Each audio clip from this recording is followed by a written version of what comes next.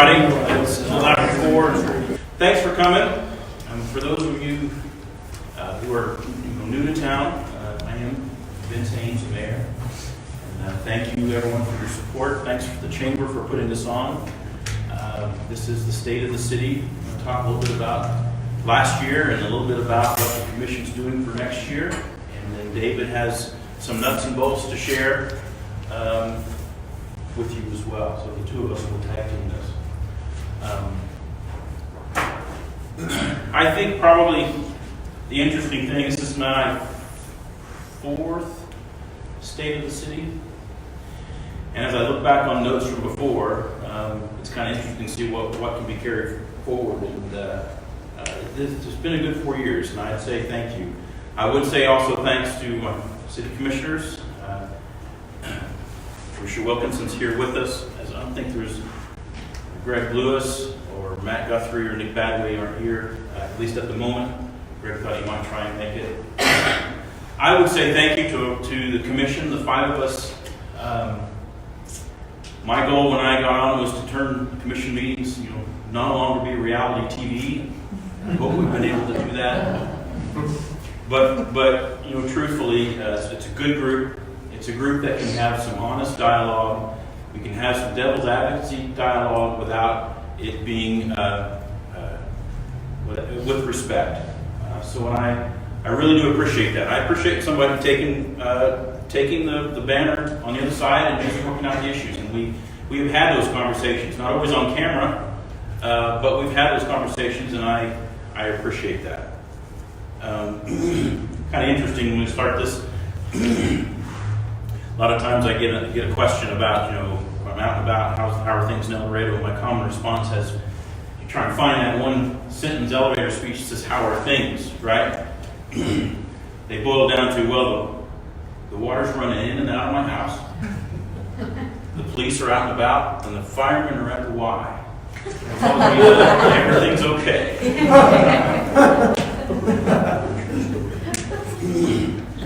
Seriously though, a few things that we accomplished in 2018. For the second year in a row, we're running with a balanced budget.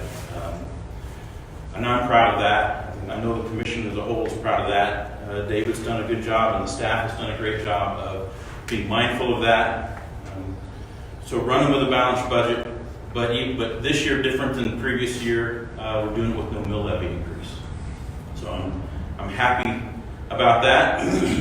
Honestly, we're able to do that because our valuations have gone up. Now, when you go to pay your taxes, nobody likes your valuations going up. And I certainly hear around town, you didn't have to have a mill levy increase because valuations have gone up. Well, that's a good thing. I mean, the fact that the values of our properties and the value of our community is going up is a good thing. It helps us, helps all of us. It helps the city. City sees the same kind of inflationary costs that everybody sees. So it is a rising. It is equilibrium. So I would say that. And we're also beginning to replenish reserves. Our department heads like that, both our policy, our local policy, as well as state statute, replenishing reserves. Now that's important. I guess I'll kind of look at Kurt. It's important as we think about replacing water lines downtown. Reserves or how we're able to do that and handle those highs and lows. Other fiscal moves, I'm going to say, we're paying off some lake debt, and I think I really like that because it frees us up to do some other things that I think are quality of life. I'm looking forward to investing in quality of life. We've been investing in ourselves economically. We've been investing in ourselves in terms of infrastructure. All those things are ongoing, but to find the budget means that we can start investing in ourselves in quality of life is one of the reasons I ran for mayor. How can we get there? And staff and David and the fellow commissioners, we've all worked together to get there. So paying off some lake debt, what's that mean? Lake debt's a huge thing, right? I'm not going to quote the numbers because I'll probably get them wrong, and they change daily, it seems like, only because of what the market does, not because we don't know what the numbers are. They wouldn't imply that. But a little bit and chime in or squeal when I get this wrong, but I'll go through a little bit of Lake Debt 101. When the lake was built, there were identified 4, I'll call them stages or levels of water. The first level was in kind. They were it was a gift, not a gift. We contributed to that much to the building of the lake. So we got a first section of water level of 1 million gallons a day that were residual from the El Dorado and the Bluestem Lakes. It was ours. So we had another, so no money there. Stage 2 and Stage 3 is water we're using for our own use, our rural water districts, our customers, and we've gotten down, we're doing those 2 stages, and we're make payments on those when we started using them. There was a final stage, which previous commission and mayor has wrestled with. This is a stage that's kind of got a scary number to it, and it's still there, and we're not using it, so we're not paying on it. But what we've decided to do is keeping all that in mind, we've been making essentially 3 payments. We've been making a payment to Stage 1, payment to Stage 2, and a payment for future water, and saving that money. Well, with this commission and lots of discussion, we're going to take that money we've been saving and pay off what we're using. So the only water left that we owe on is water we're not using yet.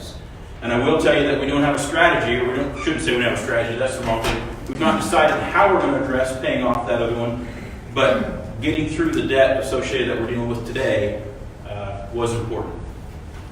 We'll take that, those three amounts that we've been making annual payments on, which is just shy of $1 million a year, and then reinvest in ourselves, reinvest in a new strategy for taking care of that 4th stage, and having long-term discussions about what we want to do with that. And all of our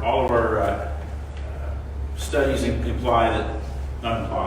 of prove it's a long time before we'll need that. So we'll keep studying that. But what I'm excited about is it frees up some money. The other thing that we've done is, in that regard, in terms of fiscal accomplishments, is we've forgiven the debt that we gave to ourselves for the stadium. We were paying for that out of the same kind of. We paid for the city's portion out of some water, out of those savings accounts for the water. So we forgive ourselves that debt, frees up that amount. So we basically borrowed from ourselves and we were paying ourselves, and that was causing some burden on our daily or annual budget. So acknowledge you paid for that, we've done it. So those 3 things have given us some opportunity to have some flexibility in our budget. It helps us take care of some reserve funds, helps us move towards the future with what I hope are some quality life investments. I guess I'd also like to say thank you to the community for their support of the sales tax. That's a huge thing for us. We've come to rely on it, maybe more than I think we should, but it's there. That was kind of bring up some memory. That was a November. That was a 75% approval rating for our sales tax, and I think every time it's been renewed, it's been close to that. I have to say that it got down to November, and I was starting to get nervous about whether it was going to make it or not, and glad to know that it was so overwhelmingly supported. So that renews for another 5 years. It's the 1-cent sales tax that does streets for us. It invests in economic development. It invests in property tax, mill levy, keeping that down, and that's approximately 16 to 17 mills annually that we rely on the sales tax for. That's a big number. We've come to rely on the sales tax. So to not have that, if that day ever comes, that's going to be a difficult day for the city. So thanks. The other thing it does is we end up with some excess sales tax at the end of that every year. It varies depending on what kind of year we have. I want to get back into that a little bit. Another thing I guess I'll report. The rumor's true. We are planning to sell the golf course, and going through some contractual things right now. But the commission voted to conceptually agree with the terms. Within the first quarter, we anticipate that transaction happening. And Great Life, we did some homework on Great Life to know that they have several courses around the state. They have a recreation focus, so we're excited to see what this does for our golf course. Also, they're committed to make $800,000 worth of investments in the golf course. If you're a golfer, they're going to plant choicia grass, which first 3 years is going to be a challenge, but after that, we'll be fine. They're going to invest in the clubhouse. They were going to do some things that, quite frankly, the city was not in a position to do and they really needed to be done. So I'm excited about that. Excited about private venture having that. It goes back to our tax rolls, they pay the water bills, all those things that are good for the city. And what was kind of most interesting about that is they called us. We didn't send out a proposal and say, hey, we've got a golf course for sale. They came knocking on our door, wanted to know if we would be interested, and which made it, to me, all the better in that regard. Some events that we had in 2018, just a reminder, the Damn Music Fest, those of you that were able to enjoy that. Drums Across Kansas, Concerts in the Park was a new thing that we did this year, which I was which had great attendance, happened primarily right out here on the depot lawn.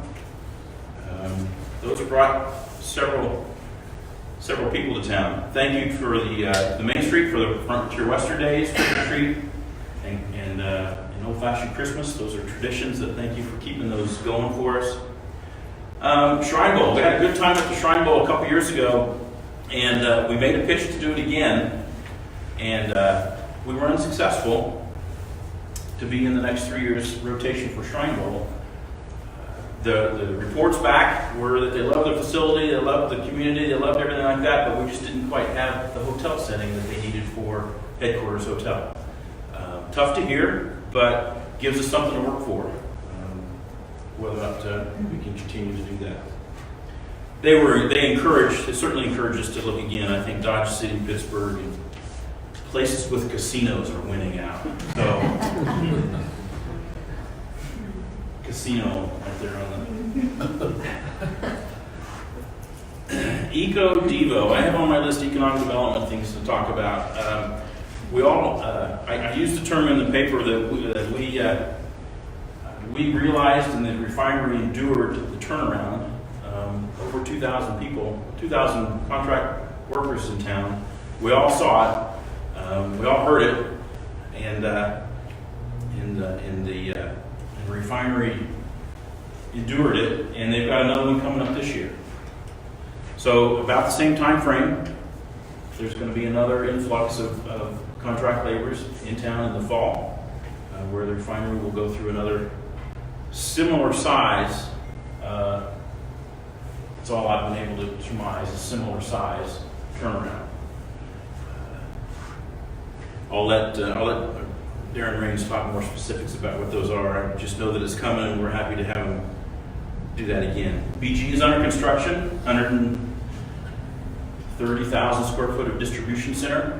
If you drive out by the industrial park, you'll start to see it going up in the air. What's interesting, I know a few details about that building. When it's done, the top of that building will still be about 15 feet taller than the turnpike overpass when you go by. That's how big a building that's going to be. It's going to be taller than the turnpike overpass. Happy to report, Union Tank. It's a long-time company in town that's making an investment, several $1 million. And the city's been working on some infrastructure to help them, and they're in a hiring mode. Kind of always quip that if you're not working in other areas because you don't want to, because there seems to be a lot of opportunities. May require getting your hands dirty, but there's lots of opportunity. The other thing that I'm really excited about to see how it plays out, and I think it's a short window here to see if it's really going to get traction or not, and that's our opportunity zone. El Dorado was awarded by the governor, one of a handful of places in the state. Each state got these, identified by the 2017 income tax plan. Opportunity zone. Opportunity zone is just that. It's an opportunity for someone who's got capital gains to invest in a very income tax friendly environment. And I will say that the borders of those, One of the reasons I'm excited about it, the borders are essentially from the river west to the hospital, essentially the Southwest Trafficway north to about 3rd Street in there. The lines zigzag around. But to me, that's downtown core. That's core development. That's one of the things that when running, I said, when we see downtown core development plan, what can we make a difference in our core area? Core area to me, downtown is more than Main Street. It's those blocks outside of it, and the opportunity zone encompasses that. So I'm really excited about that. If you want to know more about the opportunity zone, come talk to myself or David or Linda Jolly. We're getting pretty well educated on what that is. That opens El Dorado up to investors from across the country. It's not just local. It's around all of the United States. A little bit about commission goals. Last year we set commission goals of, and I'm going to run through these: Parks and Rec, Community Image, Industrial Park, Business Park, Public Safety, and Water. Now we set those goals in a planning session in January of 18, and they were big headings. They became the header to all of our memos and correspondence. They became reminders about what we're trying to do, but quite frankly, they were so broad we didn't do anything with them other than constantly be reminded that that's our strategic plan. And David and staff didn't really have any way of accomplishing anything or reporting back because there weren't any action items associated with that. So this year, we started working on action items. So I want to run through a few action items associated with Parks and Rec, or with all of these. Parks and Rec, I'm anxious to, now that we have the sales tax vote done and we've got some other things, budget and fiscal house in order a little more, I'm excited to work towards our Vision 2020 Parks and Rec plan, which was done 4 years ago. I think is when it was released. It's about time to start using it, right? There are top four things came out of that in terms of the commission and the Parks and Rec commission or committee. That is tennis courts, aquatic center, activity center, and ball fields. Now those are the top four things. There were several other things in that plan. It's online. It's on the city's website. You can go through. I can't tell you the exact links, but look for Vision 2020. You can get to the whole plan. Lots of park improvements. Some of them we've already done. And some of them are bigger ticket items like I just mentioned.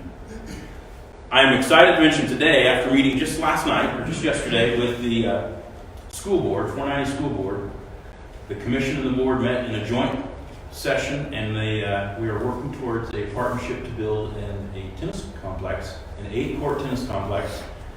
And we looked at the feasibility of doing it together, mirroring it after the partnership that is the activity center, and the partnership that is a little bit the stadium, on how we can share responsibilities and share ownership. The school district and the city, we're looking at being a 50-50 investor in this, so it's not a one-sided investment on either party, which is great. And I think we looked at several sites, and watch for information on that soon as we get ready. And watch, and I say soon because if the school was real, they need to be playing on it next fall. So we'll be honing in on sites, and we'll be honing in on the project scope as a whole. But I'm excited that that's one we can check off.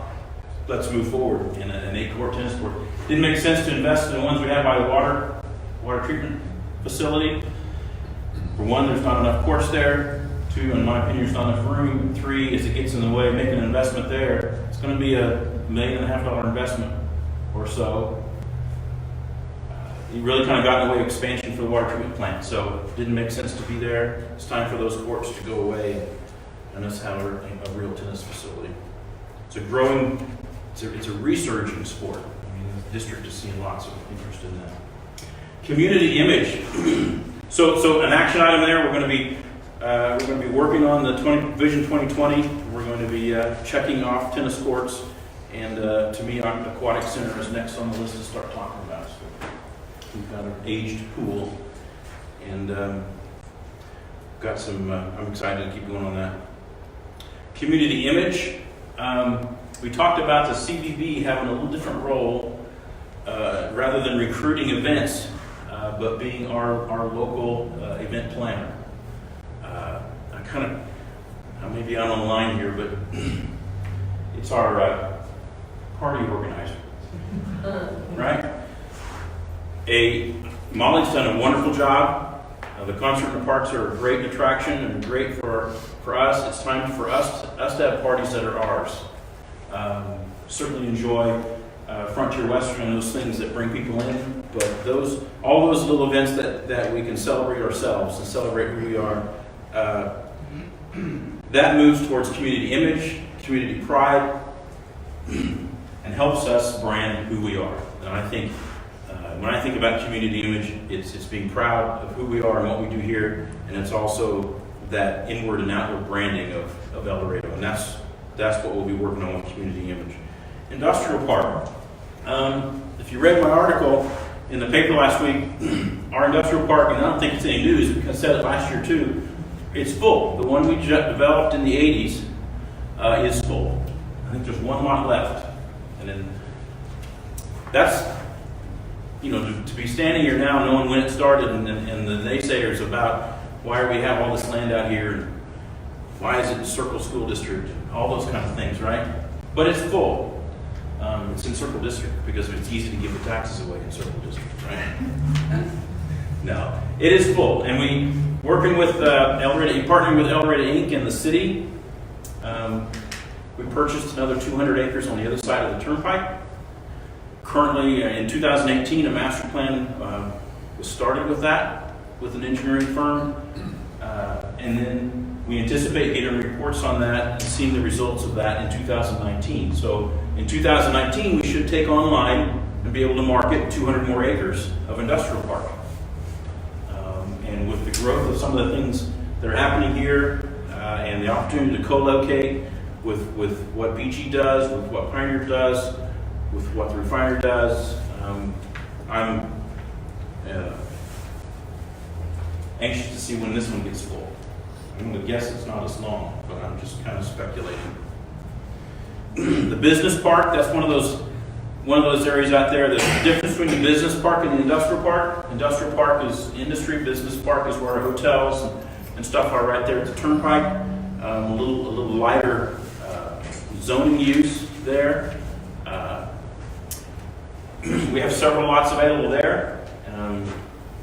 So the effort of rethinking the price structure on those, how to rethink how we market that land, is a goal that the city the staff's going to be working on to bring to the city commission to see if we can't get more activity out there in the business park. Public safety is the next one. The checkoff items for public safety is to ensure a commitment that El Dorado is safe. David's going to have some stats here in a moment. And Chief Seaman, I know your staff does a great job. But how do we do that? We make sure we budget appropriately for public safety, and we make sure that we have all our officers and positions filled. I think I'm going to talk a little bit more. I think that's probably one of our greatest challenges is open positions in the city. Water. We've been trying to sell water for how long? As long as I've been here. We have water contracts coming up in the next few years that we'll be working on, solidifying those and taking those well into the future. And continue to position ourselves to be ready to sell water when that opportunity comes. It's a common phrase that the best time to realize we've got a water crisis isn't a drought. But I guess I naively thought that the best time to negotiate water contracts is when you don't need them. Well, what I've kind of learned is nobody's interested in talking about water contracts when they don't need it. And so that has been frustrating for me, actually. But always being ready and make sure our infrastructure is ready to go, making sure our climate, our political climate and our business climate and our city climate is ready to go when it's time. I think that's about all we can do. Otherwise, enjoy the lake. Right? And when I say enjoy the lake, I think the other thing that's really exciting is the Commission's conversations about initiating and moving forward on lake development plans. We've talked about the lake and developing the property around the lake since before it was built. And we've visited lakes that have had successful development, and we've been deemed by other larger studies that El Dorado was one of 3 lakes in Kansas that has been identified as potential development. So what's that mean? We've never really pulled the trigger to say, what's that mean? What are we going to do about it? So this commission is talking about investing in a master plan or some level of study that tells us what we could really start to anticipate. It's right on our boundaries, right on the boundaries of the city. I have no idea if city limits could be extended. Can we start talking about services? What kind of development and opportunities that develop? No idea, but I think we're going to go down that road in the next 12 months to know what really are possibilities. We've been told a lot of limitations, and we're quick to quote some of those when hurdles, but let's start talking about opportunities, I think. You know, I want to close with something else that is exciting to me, and it may seem odd. Have you guys paid attention to or know what Project Wichita is? I was asked to be on the visioning team for Project Wichita. Now, why would the state of the city of El Dorado mention Project Wichita? Well, what is motivating to me, both as a businessman as well as the mayor and a citizen of El Dorado, is the discussion about regionalism. Now, this says Project Wichita. Could it have said Project South Central Kansas? Yes. Could it have a different name? Yes. And I know some people that were frustrated with, well, they're calling it Wichita, but they're trying to say the region, but it's Wichita. Well, I guess I'd say get over that. When you're in New York and somebody asks where you're from, what do you say? I'm from Wichita. And then if you engage the conversation, well, actually, I'm 30 miles east of Wichita and El Dorado, and this is who we are. But your first identity, like it or not, is Wichita. So what I really appreciate about the work that's happening here, and I will say that when you read through this, go online to this, and when you click the link for the report, you'll read all the communities and businesses that are involved, and the City of El Dorado was listed here as a contributor and a partner in this effort. And I will tell you that that's because a company in Wichita sponsored our seat. The City of El Dorado did not make that investment. A company in Wichita saw it important enough to make sure that regionalism was talked about, that they sponsored our seat. And I was privileged enough to be that representative. Great discussions. We held, I think, 2 listening or visioning sessions here in Butler County. Great turnout. I appreciate everybody that did. But there's a few things here that I want to say that are in this report. They identified tasks, and they identified certainly goals and tasks or initiatives. They're called initiatives. So the regional conversation is very real. And El Dorado fits into the region. And El Dorado is quite frankly, El Dorado is, I tell you, highly regarded and recognized in the region. So I'll summarize a little bit. Sorry. So some of the high points that came out of these initiatives were recruitment. How does Wichita area, how does the region recruit talent? How do we lower our average age even around this region? Recruit talent. How do we? The other one was continuous education. Another one was quality of place, recreation. As we kind of read through those, we thought, well, and another one was economic development or industry resources. As we read through those, we thought, well, El Dorado can check every one of those marks. Quality, industrial resources and assets. I mean, we have significant assets here in our water, power, fuel, transportation. And what we have that's different than most, believe it or not, different than most communities around the region is land. All those resources next to land. So we're kind of poised to be prominent in the region for industrial growth, I believe. But the interesting thing was a sense of place. Wichita, and they talk about downtown, and in all those discussions they talked about investing in the riverfront, the old town, all of the entertainment district down there. But I was really pleased when the conversation started moving away from just that, and recognizing that within 30 minutes of downtown Wichita are 4 lakes: Dorado, Cheney, Winfield, Marion. They're all 30 to 45 minutes from downtown. So how do we capitalize on that? When we think about that, we think about lake development. El Dorado is a bedroom community to Wichita? I don't think so. I think we have got enough of our own identity that we're not a bedroom community, but El Dorado is a backyard for the region. That sounded kind of cool. What kind of lake development, what kind of investment can we make in ourselves? What kind of celebrating the parties and the pride that we can build here, that we can start to become a recreation outlet as well as an industrial location for the region. We have great investments already in the bike paths. In thinking about that, I have that in my mind as we think about lake development and how we fit in the region of Wichita. And the thing that's most interesting about that is if we're successful with it, and Wichita really, and I believe they do, I shouldn't say it quite like that, but if regionalism really is important, and I know from Mayor Long, my discussion with Mayor Longwell that they are, he believes in it, then they're going to advertise for us. So all of a sudden, El Dorado becomes one of the choices of the region rather than this other town. We get to put our attributes in with their marketing and their initiatives that are reaching farther than we can reach, with more capital and more political capital and more resources than we can reach. And we're part of that discussion, and our community is highlighted. So it's twofold.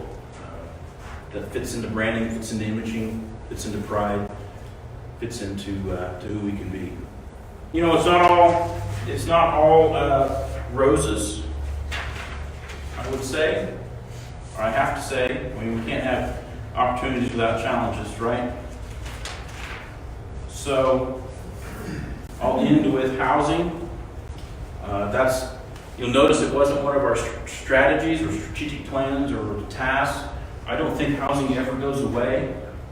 It's something that we constantly are going to be working with and dealing with, trying to incentivize and be right about. So that's the constant. It's no longer an individual thing. It's something we're always taking care of. The other thing, we're happy about our age. We're coming up on lots of years. I'm not going to do the math. 1879, I think, was when we were established. So we have an aging infrastructure. We're seeing it on Central right now. So we have to deal with that. That's going to always going to be important there.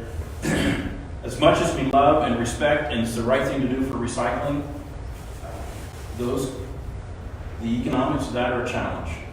We did a survey, and I appreciate everybody's responses, and so we invested in keeping the recycling program. I think we'll continue to do that unless it just gets unreasonable. But I just want everybody to know that as right as recycling is and good stewardship, it's not free. Sounds like it should be, but it's not. But I think probably our biggest challenge coming up for the city, and I'll let David weigh in on it too, is employment. The city's looking for help.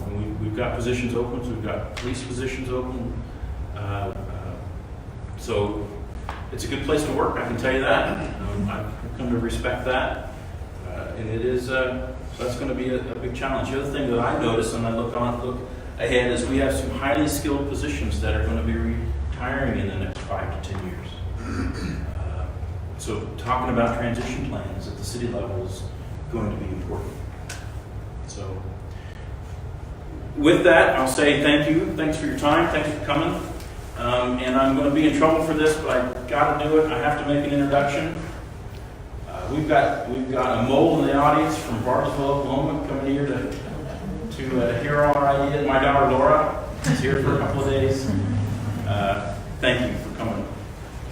With that, I'll turn it over to David. I assume you're clapping for Vince and not me. So what I'm going to do is I'm going to go over kind of the nuts and bolts, raw statistics, data, trends, what's happening on the ground. Vince did a very good job of articulating kind of the vision, big picture stuff. I'm going to talk a little bit about that for probably 30 seconds, then I'm going to jump into the trends, if you will, and we can kind of talk about that. So the state of the city. I don't know about you, I watch SportsCenter. I got 3 boys and they just love sports. So we're going to do an inverted top 10. The reason that it's inverted, I can't figure out how to do a backwards top 10 on PowerPoint. So we're going to go for 1. And in this case, 10 is the number 1 spot. And we just threw these together. They're not necessarily ranked. I was sitting here, I'm like, I should have just put bullet points. But anyway, it's more fun with an inverted top 10 than bullet points. So what I try to do is sit down and think about, okay, what are the top 10 things that we accomplished in the past year? And I'm going to apologize because some of you in the back probably can't see this. It's going to get worse, so just bear with me. So one thing that we did this year, we went on a process to design a new city flag. Wichita did it, and we thought we needed to be cool too. So we thought that as part of that, not only to show that we could develop a flag, but also for that community image. And really to develop the community pride, to get people kind of galvanized around something. And that's an easy one, Let's get a flag, it's cool, we can use it, and the best thing is it can be commercialized. Some businesses have done that. They're selling stuff, buy your mouse pad over at Bruco tomorrow, and you'll be off to the races and running. On the flip side of that, though, we also have a new website. You haven't seen it yet because we have been undergoing some design work.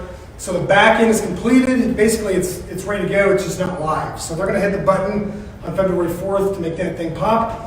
And then when you go to eldoradoks.com, you'll see the new website. And ideally, what we'll be doing is linking in our partners with that, the Chamber, Inc., Main Street, a variety of different things. Because when you're searching the internet, people don't search for each individual entity. They search for a location, a venue, El Dorado, and then once they hit that web page, we can point them to where they need to go. So that's coming soon to a website, web portal, or web browser near you, February 4th.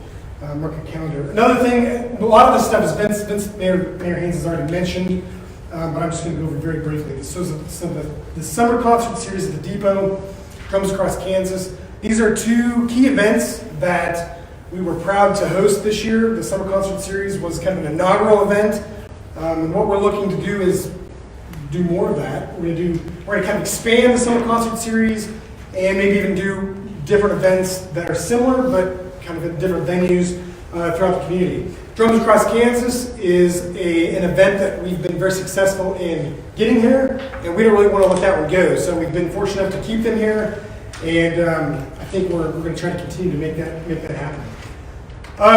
One project that we've completed, it was a multi-year project that we finally completed, is the 6th Street Sidewalk Project. But for the Union Pacific Railroad, of course. We've got a little section there that we're still working on the railroad to get that completed. But that stretch of sidewalk allows pedestrians, and more specifically students, to walk safely up and down 6th Street to get to the new schools that were built along that route as well. So that was a very important thing that we got done. Number 4 on the list is the Country Club Road extension to the new Grandview Elementary School. This was a huge project that enabled all y'all to get to the school without being on a gravel road. And so that's fortunate because not only does it get us to the school, but it's also a road that could potentially be used for future residential development and expansion, which is one of our prime goals as we move forward in the future. Contract to sell and develop tracks in the Greiler Edition. Mayor Haines did talk about housing. The city acquired the Greiler Edition some years ago and hadn't been successful in getting it redeveloped. And fortunately, we had someone come to town and they were looking for some property to do some development on. And that contract was approved by the commission late last year, but it's contingent on some housing tax credits. So if they're awarded the housing tax credits, we'll be off to the races and running with a new development in the Greiler addition, so that'll be huge for the community as well.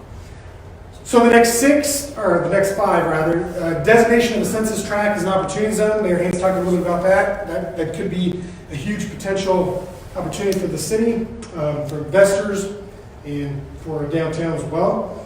Number 7, BG Products broke ground in the distribution center expansion. This is important, not only from the standpoint that we will be adding to the tax base. That project will be abated for 10 years, but then in year 11, we'll get taxes starting to come up with tax rules, which will be huge. But more importantly, we will have new job creation in El Dorado, which will hopefully create opportunities for folks to move to town or work here. And so that's always something that you want to do. One thing that Mayor Haines alluded to was that with BG Products expansion, we're kind of packed in our industrial park. So we are now taking efforts to leapfrog the turnpike and begin that next step in our infrastructure development for our industrial park.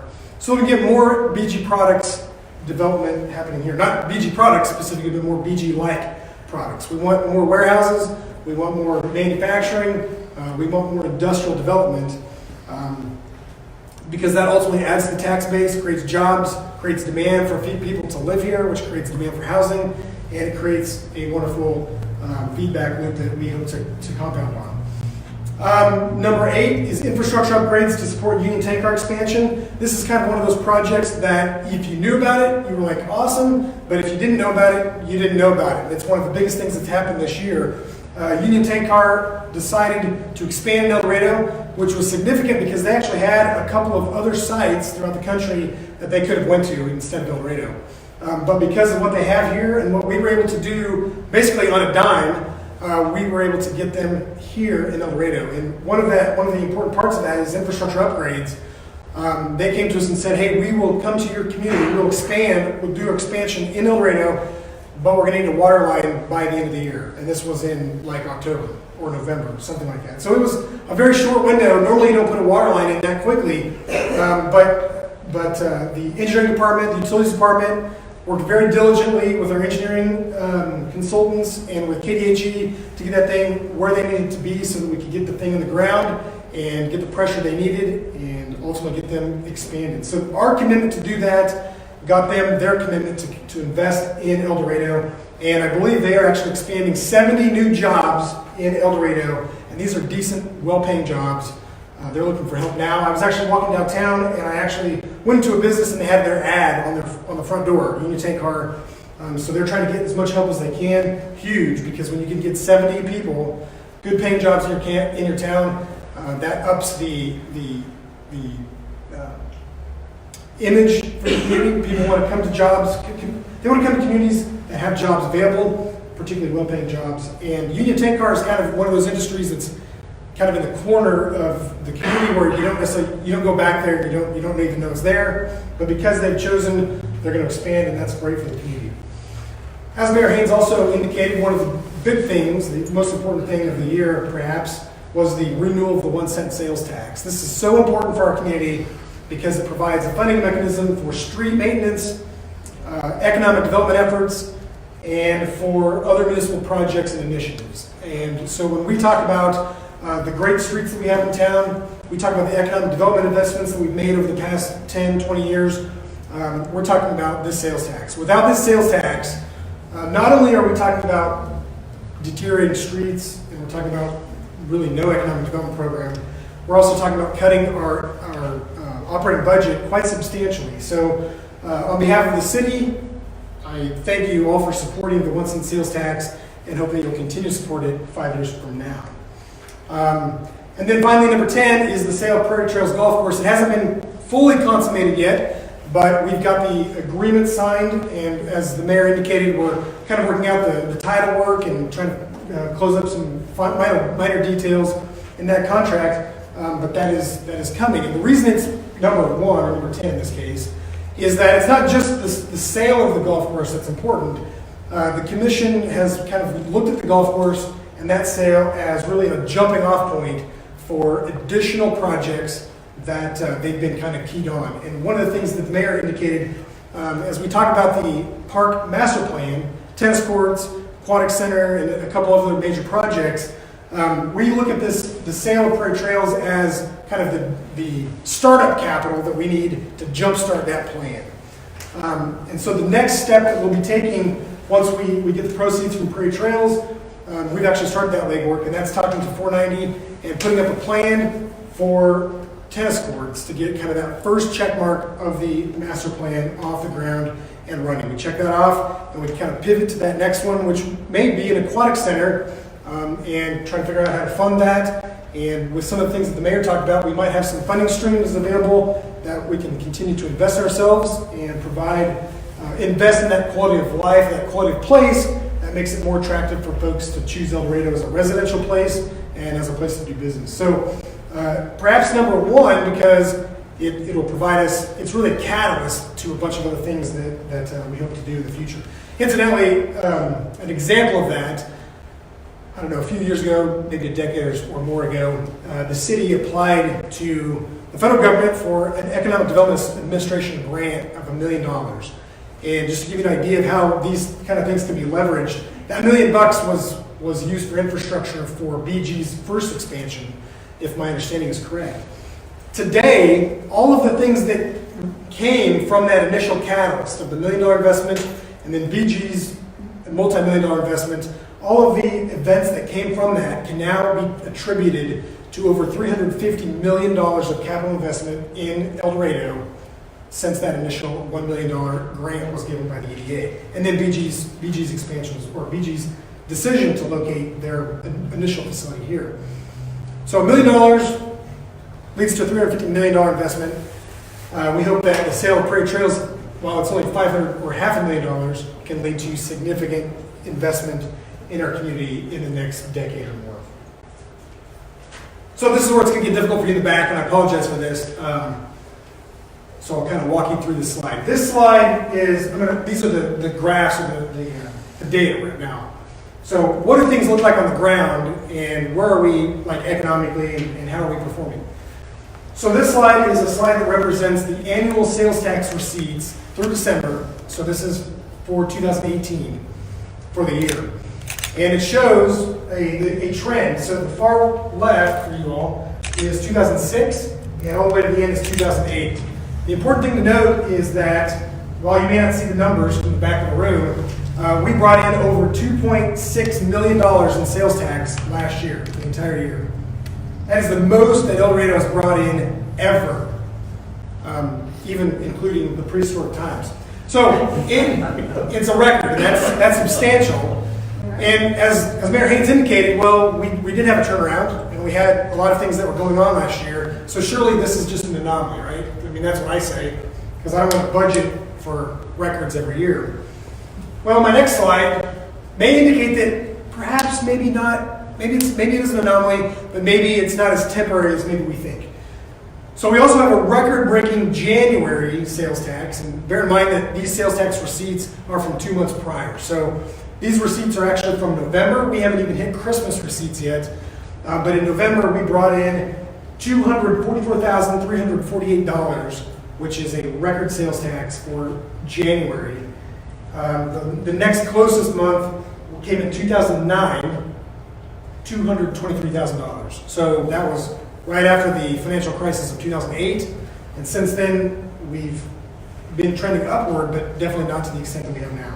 So, is last year an anomaly? Stay tuned, but it may not be, particularly if we have another turnaround scheduled and we have a lot of other things happening. So the economy, at least from the retail side, seems to be doing pretty well for now at least.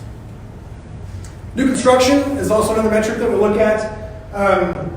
So you can see that construction in 2008 and 9 and 10 was pretty high, and then it kind of went down, and then it kind of came back up. And that can be attributed to the Midwest kind of had a delay of the financial crisis, and so that was probably an explanation for that. But we are trending back up.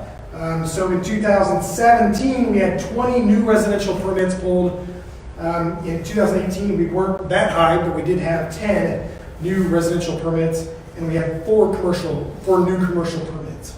Our 5-year average is 12 for residential and 4 for commercial. So on the commercial side, we're par, and on the residential side, we're just over par, or just behind, if you will. But still, nonetheless, 10 is pretty good, and we hope to improve upon that in 2019.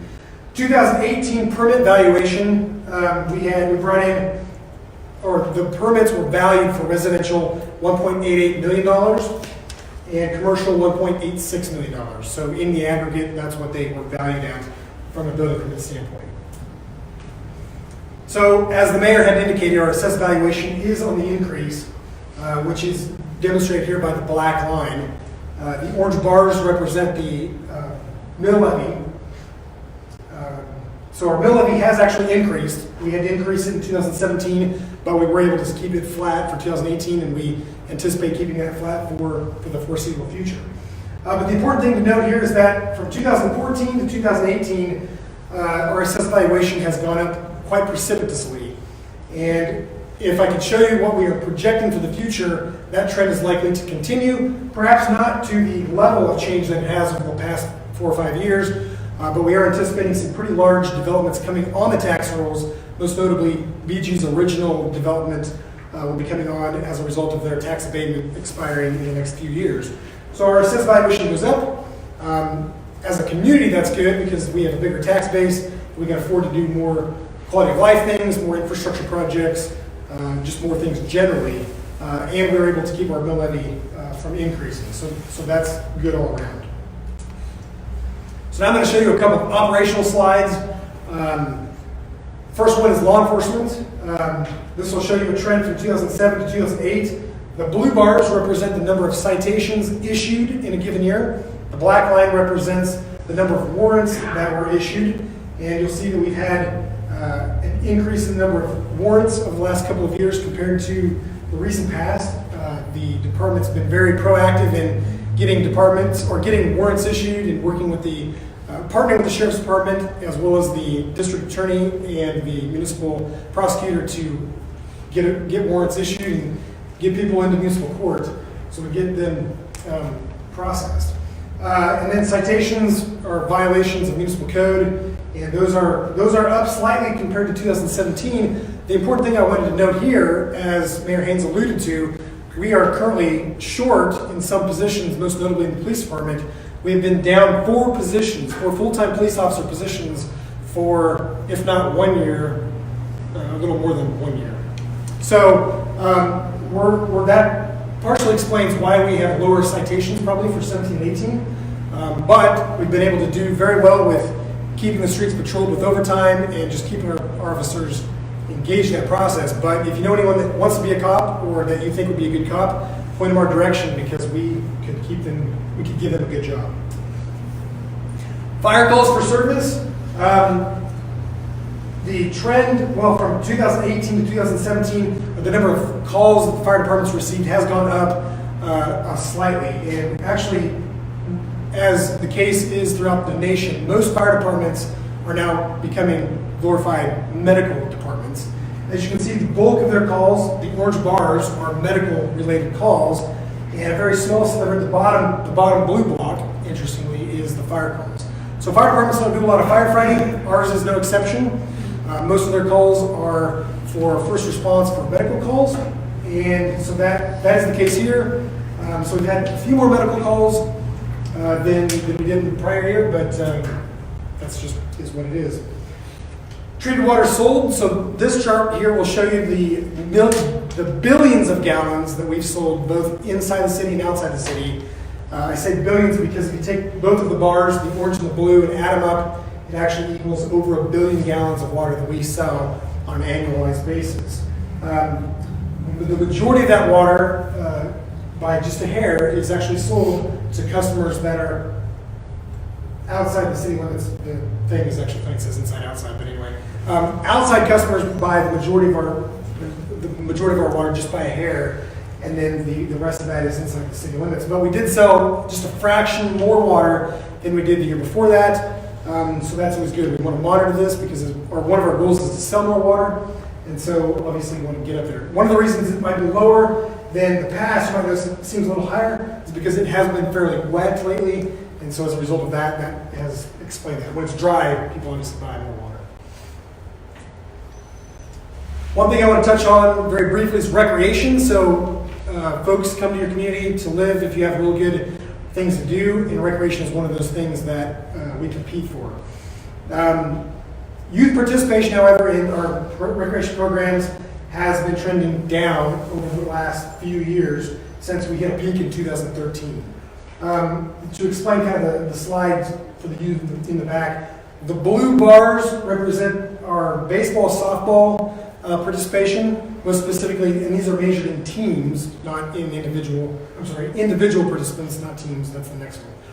So the blue bar represents the number of participants we've had on baseball, softball teams.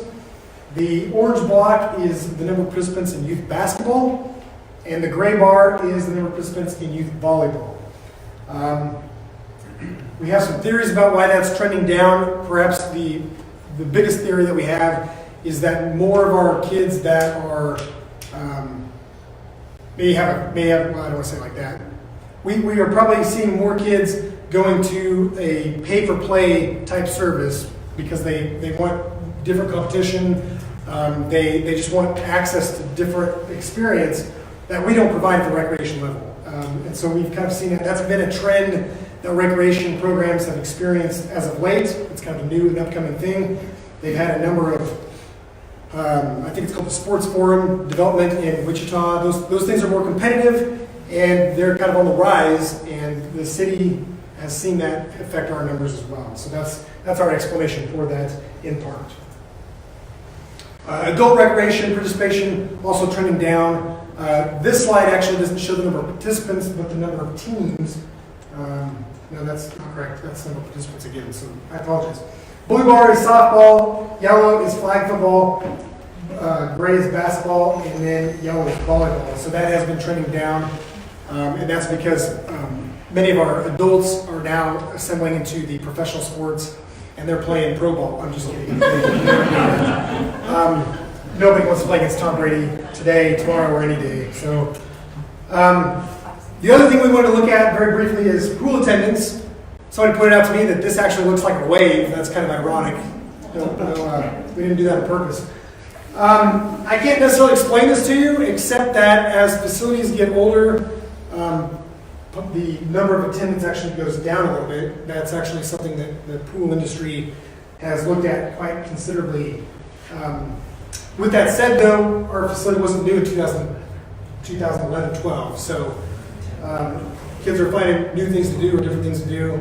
Maybe they're doing elite recreation programs for all we know. So, but for those of you that can't see, in 2018 we had nearly 12,000 people go through our pool and utilize that amenity within our community. So hopefully we can get that wave coming back on the other side of the sine curve. So those are kind of just a real rough assessment of the data. I'll take any questions you might have, and we'll go from there. Yeah. You know, I was in Wichita the other day, the doctor's office, and a couple of the young ladies that worked in those offices asked us, he said, we looked at housing for it in El Dorado. We can't find any starter homes there. We wanted to move to El Dorado. We can't find any starter homes for less than $100,000, you know, in El Dorado. And I didn't know if that's a possible, something in the works, that maybe a $100,000 home, starter home for young families. I think we get more people to move to El Dorado. Developments. Yeah, that's a challenge. We've got an aging. It's one of our housing challenges. We've got an aging housing stock. So that $100,000 house is a project. Yeah. The other thing that's kind of worth noting is, and I don't know what the figures are today, but I know the figures of last month, there were under 60 homes on the market in town as a whole. And of those, I think only a handful of them were the $150,000 or up. The rest of them were all low, and they were projects. Yeah. So housing inventory is a challenge. I don't know what the magic wand is, but you nail it on the head. That's what I hope. I hope the Opportunity Zone offers some reinvestment in our core neighborhoods. Certainly with the addition of the middle school and then Grandview, we've got infrastructure services out there ready for the next suburban development, if that's what's coming.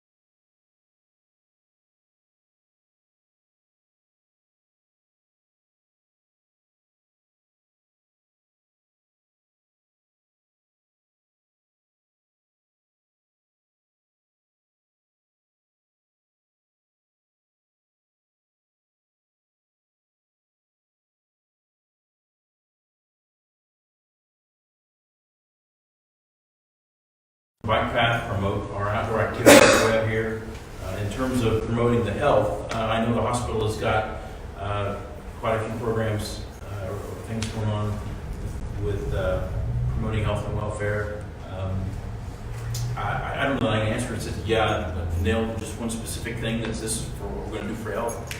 But partnering with the Y, partnering with outdoor activities, partnering with the trails that we have at the lake, how can we capitalize on all of that? To me, that's quality life. Quality life is and I had started to mention about that excess sales tax funds. I mean, this may be my own, I'm going to go out on a limb here because I'm one of 5 votes, but to me, excess sales tax is how we invest in our, we're going to have some planned investments, but those annual things of excess sales tax is how we invest in ourselves as well. Those are gifts, so we might as well invest in ourselves, as I see the excess sales tax, but I'm only one. In that equation. We'll see what the commission wants to do as a whole. But that's what I see as a quality of life, is investing in the parks and rec. Okay. Anything else? If none, thank you again. Thanks to the Chamber, Jordan, for hosting this. Thank you all for coming and spending an hour with the mayor and the city manager. And have a great evening. And thank you again.